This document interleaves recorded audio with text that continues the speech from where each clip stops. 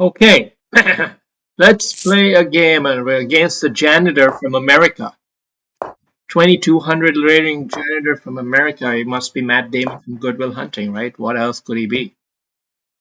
Well, we're not going to give him too much respect because respect makes you, how do you say?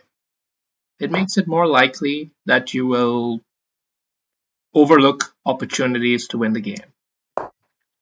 So an early knight d2 is quite an, this is an interesting chess. He has a clear plan, that's for sure. I'm not gonna let c5 come in. I think I'm gonna advance it. I don't know this opening naturally, but I know when something is a little bit funky, and I'm gonna go with this kind of approach. I saw Ginger GM Simon Williams do something like this recently when confronted with that quirky kind of a move, and I'm gonna apply the same principles. This bishop is quite lovely, isn't it? So we're gonna make sure he has a home in this diagonal. And yeah, all going quite smooth at present.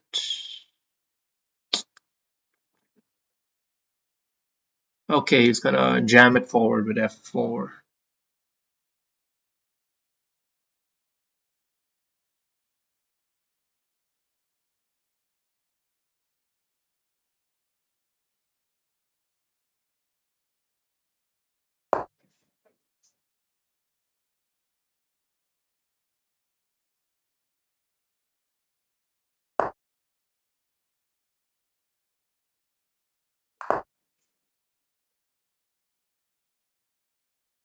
So he could change the pawn structure, and he has chosen to. So the question is, do I go with the rook or with the pawn?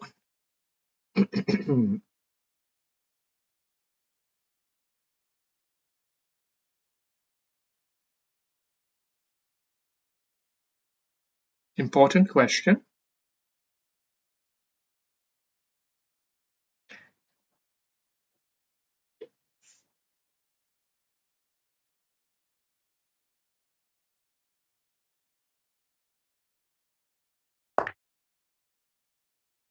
Somehow I think this queen's gonna have a hard time to capture this file. Of course, he can go right here, but what he would love to do is to get his rook there.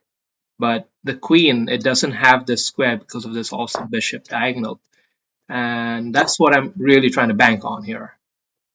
And of course, you have to know what your plan is for the b4 crunch down, right? So my plan was to play a5, try to dislodge this, and then maybe I can get my queen here, my rook here, and start putting pressure on this pawn rather than him putting all the pressure on my c pawn.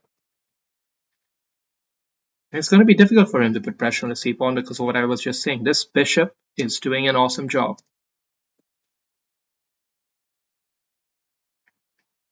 At the same time, if he moves his bishop out of this diagonal for some reason, let's say it went all the way here, then all of a sudden you've got check, check, check, and very likely a mate after that. So bishop here is quite a move to try to play, right? But the only thing is he takes it and then you do your bishop check and he just shuffles the king to the side, so it wouldn't really work anyway.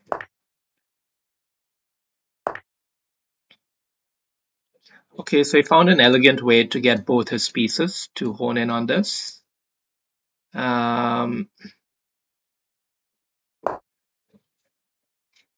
Let's see, how do we want to handle this? I get the feeling like I have a small edge in this position, but okay, so he's blocked off his own rook from potentially, but maybe he will get his knight here, bishop back, and then all the pieces come in with good momentum.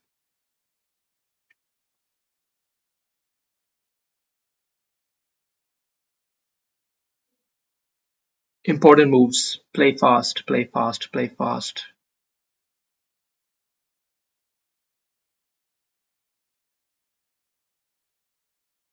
I'm gonna go here.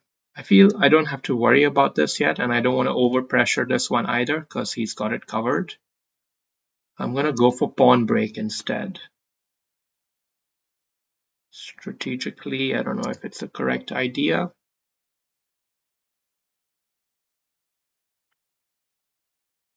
But I feel like he's committed resources towards the defense of this pawn, and I want to respect that and change my angle to the other side of the board.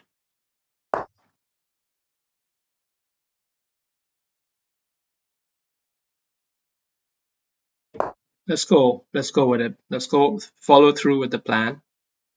Follow through is everything in life, just like golf. Ha ha ha.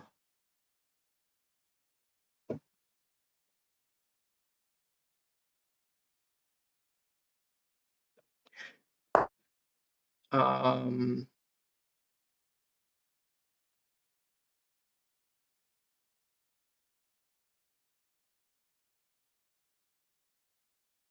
Now let's go in here. Let's put some pressure on this pawn. Now that he's taken his queen off the eye, now let's put some pressure back on this pawn.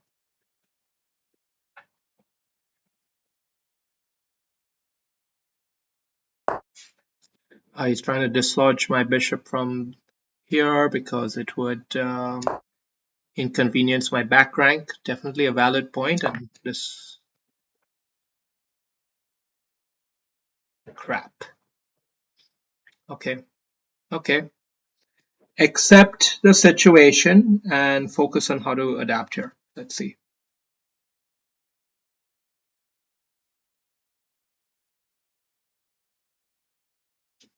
Okay, let's go somehow aggressive. I made a blunder, clearly. I forgot that my knight would have been loose. I needed to tuck my bishop back here. My bad.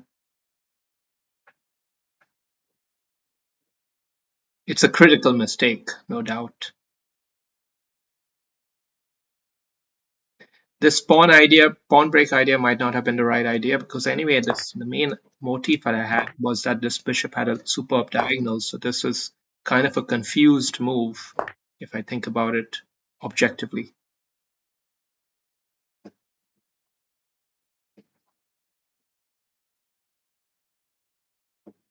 But we're not out of the game. He does have a slightly weakened king now with this pawn move here. We can try to exploit that. Won't be easy.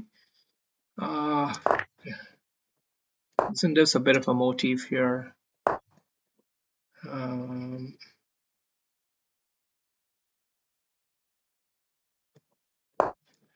I'm planning to get rook here and I don't know, do something. Do something. Let's get bishop here.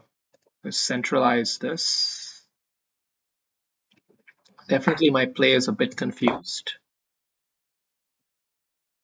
Queen here is interesting. This pawn is a bit loose. There is stuff in the air for me. It's a tactical position. It's far from over. He doesn't have any real mating threat against me.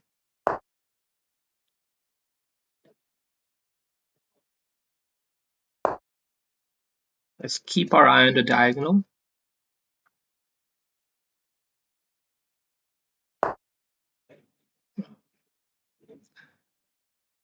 Okay, let's try to come in like this, maybe. I don't know.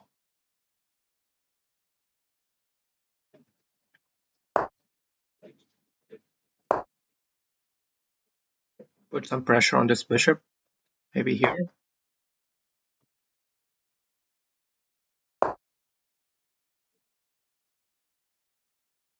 Yes, if he executes queen check. Okay, at least we're in the game, bro. We are in the game, as I told you. It was far from over. Far from over. In fact, we're ahead now. Objectively, we are winning.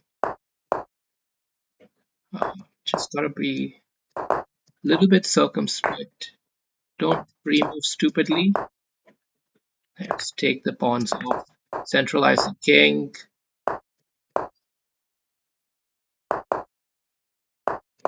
Yeah, we won this game.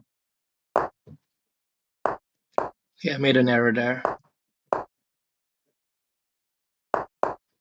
Okay, we have opposition.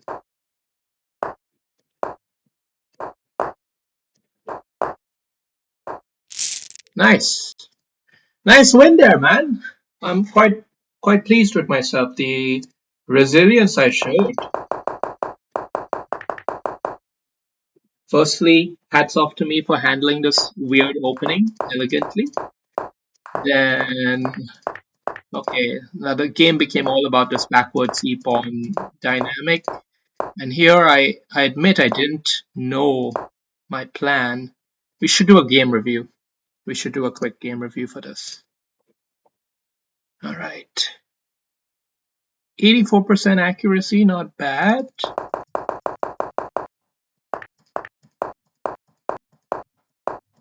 Okay. So this rook move here was questionable, it seems. Let's see, what did it prefer? Huh, interesting.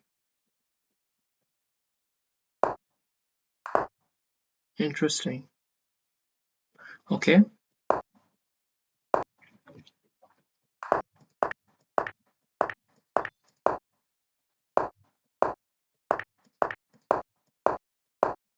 This knight move back was, yeah, this is where I didn't have a clear plan. So the winning plan, okay, just play simple. Just play simple, okay.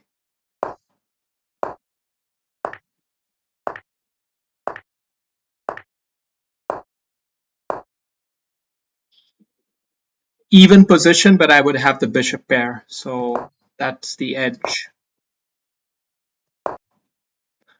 This was an error in strategic thinking here. This was not the right plan. This is not the right plan. I should have just gone through with the rook there. Okay, I acknowledge that. This was a blunder. So I lost my piece. He has the advantage now. But I didn't give up. You never give up. You never want to give up, man. That's the beauty.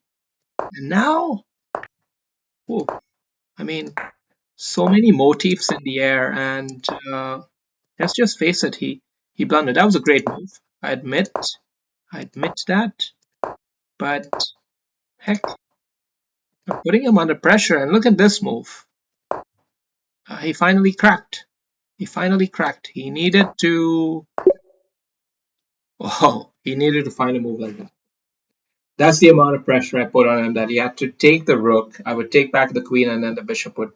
He would win the bishop. So rook and bishop for a queen, which would still win him the game. But he didn't find it, and so I was back in business, and then he was just shell shocked. You know, too much like how am I losing? How am I losing? And okay, and then we had trade of ropes and legacies. Good game, good game. Uh, Glad you enjoyed this.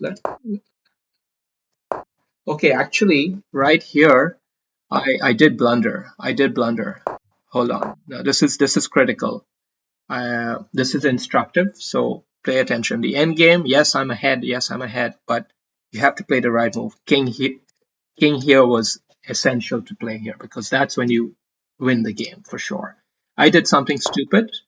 This was something stupid, and actually now he can probably try to draw the game because he would have opposition maybe, but then he messed it up, and so I took opposition and now invested a tempo to ensure that I retained the opposition and can penetrate his position. These kind of moves are critical to understand if you want to improve as a chess player. Even if you're as low as 1,000, trust me, many people just don't know how to handle these kind of little nuances. So learn the concept of opposition and never stop fighting. This is Batman signing off.